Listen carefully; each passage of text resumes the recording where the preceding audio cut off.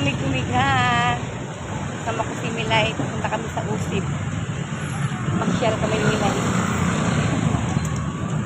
Mamasyal. Dito lang, Mars. Masyal kami ni Milay.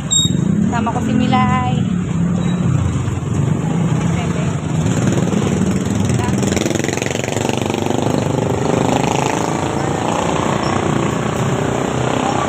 Pag si Milay nakapasok dito eh. Hindi ka pa nakapasok dyan, Milay? Ha?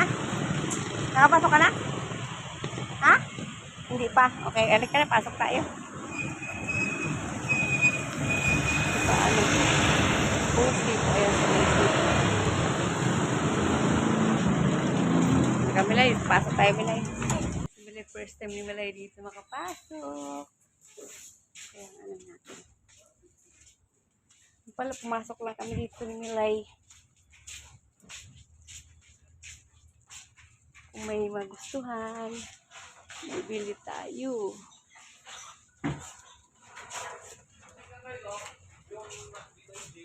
Ano kaya?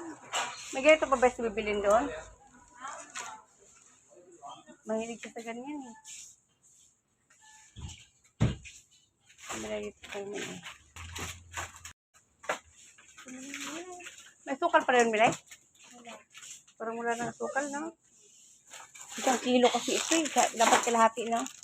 Kalahati lang yan. Yan, kalahati lang siya.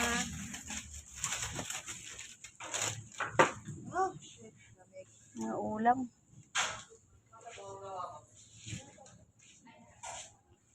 Kuha ko ng isang ano.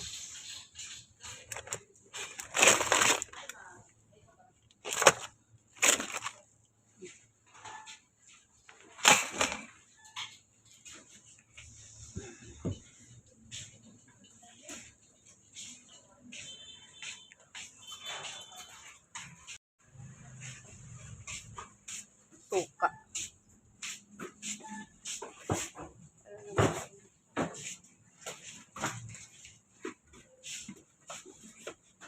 Okay, mga suka. Halika Milay, dito Milay. Parang nakita ko dito sa kabila yung mapa. Wala dito tayo. Ito pala. Nalampas na pala tayo.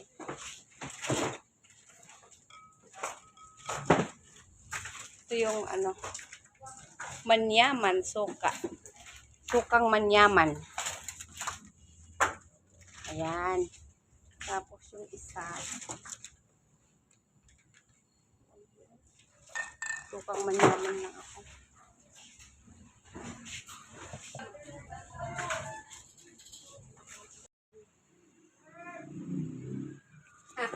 Meron lang naman yun. Bakit kaya?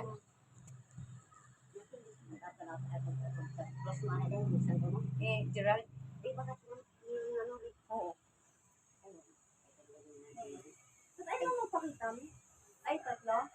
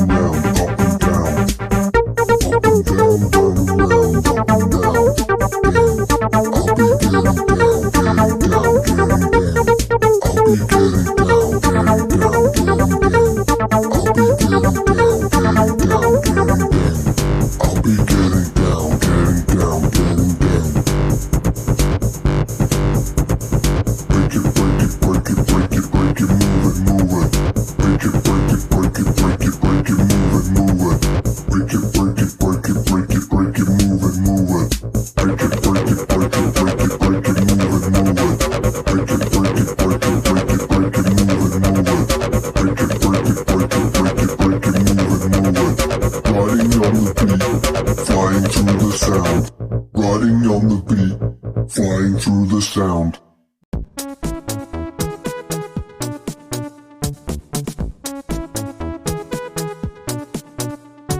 Happy is the Yan, punta kami ng Mother Earth ko. Haki ko. Sama ko sa Mother Earth. Hindi lang. Jinglies. Sama natin si Mother Earth. Okay. Kiko lang, Kiko. Dali ka ma. Mama ko, galing-galing probinsya. Sa mga masang kayo pupunta. Aimol lang, Aimol. Ah, sa Aimol. Kapot ma, kapot. Anong ginawa mo doon kay ano? Jonathan, binigyan ko ng tawag doon yung kasi ayaw niya ng pagkain, gusto niya pera. Yung ano niya. Alin? Kanya po. Dito kami sa Aimol ni Mama.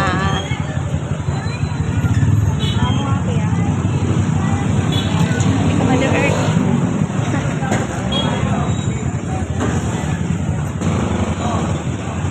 Ano ko yung Mother Earth ko?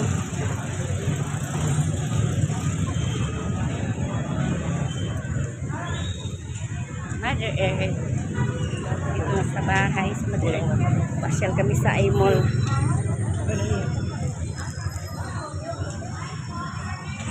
Bigyan po na cellphone kay Mother Earth. Palagyan namin ng tampered, mga migomiga.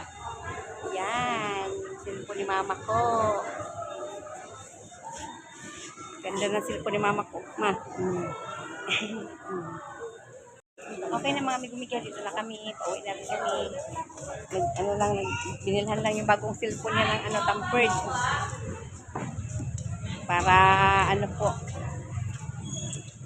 Ingat sa gas-gas. Di ba? Yan dyan. Mother Earth.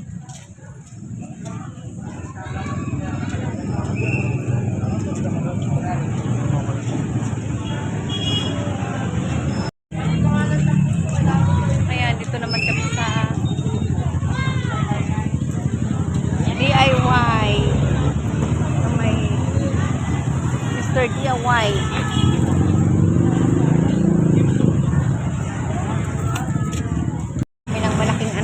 Malaking pakwan.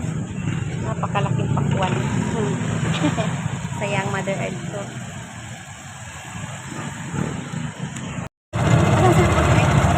Nandito na sila. Kaya na kami ng chicken. Bumili lang po kami ng pakwan na malaki. 200 ang kil. Kuha na ng isa, no? Kuha namin 180. Tapos, kami ng cellphone niya na palagay ng camper. Bibig kasi inuman na yun.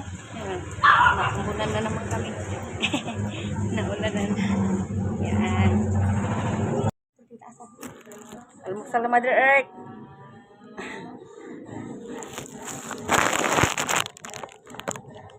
Mother Earth, mag-almusal. Salamat at Tita Inday. Ikaw lusad na tungan to. Ipain taon. Kung gumawa na gali, payan niya gahapon. Kain siya nagkape siya, tapos sarabo. Yan na makain ma.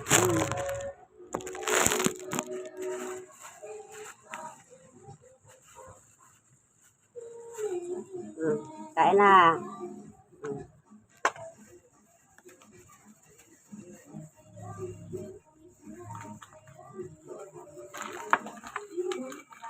Ano regi mirato? Mag-Jollibee mi. Gusto mo, Jollibee din tayo. Sige, Jollibee. Oo. Masarap pag Jollibee. Sige, sod. Ay. Uban-uban mo ko nila. Magbayad sila sa kanang yuta. Buhis. Sa kanang mga beans sa balay. Ang premi mabilin silit-lit kay ilaman surgo para glaba. Naiwan sa bahay.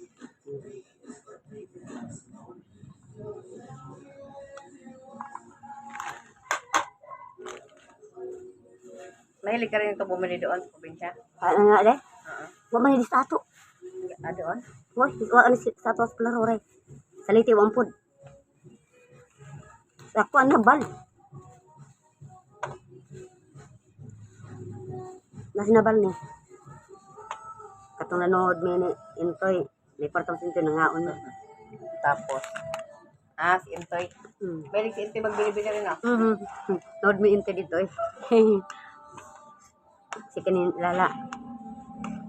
Si bili ra mada mo pod. Jollibee. Biliran, may na. Oh, mada na karon. Dati wala. Nililibre ka rin ng ni Intoy sa Jollibee. O ikaw, kanya-kanya kayong bili. Di eh, kaya magpalit. Ay, wala ko kumukaon.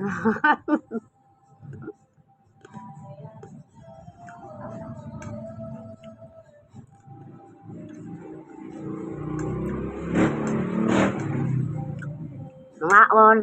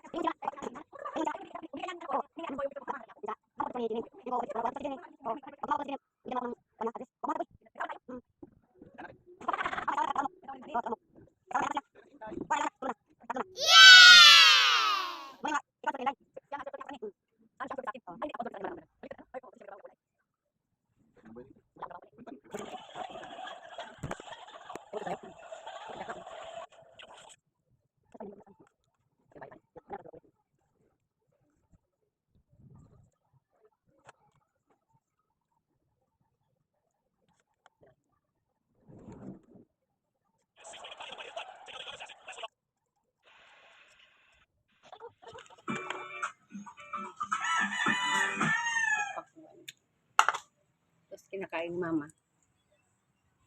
Grips naman sa kanya. Sa pag-usbong ng internet, isang daliri na lang ang kailangan para maabot ang sari-saring mga informasyon. Pero kasabay nito ang paglilipa na naman ng peking mga balita, pati na ang tungkol sa mga di-manoy peking produkto. Kaya mag-ingat, maging mapanuri sa kung ano ang Mukbang tayo ng ano. sa totoo dahil baka naman tayo ang mapeke. May mga nagpapatalbugan. Nagsisipagtalbugan ngayon sa social media. Mga binobola-bola, Ay, hindi pala. mga binibilog-bilog, Kanin. na peking kanin daw. Buti-buto kinakain ko. Ang siste, kapag tumalbog daw kasi ang mga ito, boom, di mano, peke. Ang dagdag ng kanin. Isa sa mga nagsasabing na fake rice siya, ang housewife na si Sarah. Namalengke ako noon, bumili ko ng bigas, ng ulam yun nga. Tapos nung inuwi ko yung bigas, sabi ni mama, anak, parang peke yung binili mong bigas. Buong-buo siya. Tapos, maganda yung hipo niya, madula. Tapos, kasi hindi naman ganun, sa tanda ko lang nato, hindi naman, nung ako ng bigas, na ganun ang itsura. Nagsimula raw ang lahat nung isinaing ng nanay ni Sarah ang bigas na binili nila sa palengke. Ang nalutong kanin, pinakain daw ni Sarah sa kanyang kambal. Nabukasan, sa hindi malamang dahilan, ang kambal nahirapan daw dumumi. Bali, Huwebes ng gabi, di ba, pinakain sila ng mama ko. Tapos, Sunday ng umaga na sila na dumi, bali ilang araw. Tapos yung ininom nila, ano pa rin siya, yung rice niya, buo-buo pa rin siya. Kambal ko ba? Napacheck up po natin. Hindi ko na nga po pina-check up. Suspecha ni Sarah at ng kanyang nanay na si Elizabeth, peke ang nabili nilang bigas. Kaya katulad ng napanood nila sa internet, binilog nila ang kanin at saka pinatalbog. Tumatalbog siya. Tapos, nanghingi ako, kasi wala nga kami kanin. Nanghingi ako doon sa kapitbahay namin ng kanin natin tunay. Binilog ko siya. Umano siya, kumakat siya sa simento, hindi siya tumatalbog. Kahit ayaw na raw ni Sarah na palakihin ang issue, ipinaalam niya ang kanyang kutob sa nagbenta sa kanila ng bigas. Kuya, yung bigas parang may problema. Parang fake siya. Pero pinagdiinan ng nagbenta sa kanya nito, hindi peke ang bigas niya. Dinala na rin daw ni Sarah ang bigas sa barangay na agad naman daw itong inimbestigahan. Punta kami doon sa lugar, humingi kami ng sample. Ano naman din natin, nung dalhin nga sa NFA kasi unang-una kami naman dito sa barangay, wala naman tayong pan-check na kung yung bigas na yan, peke o hindi. Maliban sa fake rice, online, marami din mga itinatampok na di mano, mga peking pagkain. Marami ang naaalarma tuloy. Ito yung fake. Ito yung original. Sa video namang ito, isang ginang daw ang nakabili ng peking mantikilya. Mantika. Tingnan niyo po, after yung nalusaw nito ni fake, ano mangyayari? Ang uploader ng video, si Marlene, may-ari ng isang kainan dito sa Nueva Ecija. Napagbilan ko nga, kasi naubusan siya ng stock. Bumili ako sa kanya. Sabi ko, bakit parang mas konti yata yung isa sa dati? Sabi niya, bago daw. Kasi sinubukan niya. So ako naman, hindi na ako. Tapos nung trinay ko nga na may customer ako, nagluto ako. Iba raw kasi ang kulay at amoy nito at nung iniluto niya, ang kapal ng usok at ang amoy para raw nasusunog na goma o kandila. Ito yung Di ba rin may bugas din? branded na margarine. Ganito po siya kung kapag siya inadulog sa may plate. At dito, makikita nyo na mas mabango siya, hindi very strong. Yung pagmamantika siya, makikita nyo talaga ng color yellow. So, ito naman po yung nabili ko po na ditaka lang sa palengke na margarine. Tingnan nyo po, pero ayan po, nakikita nyo po, dumikit po agad siya sa plate. Agad na binalikan ni Marlene ang tinderang nagbenta sa kanya nito. Bili at saka si mother. Sama sila mabili ng tinapay.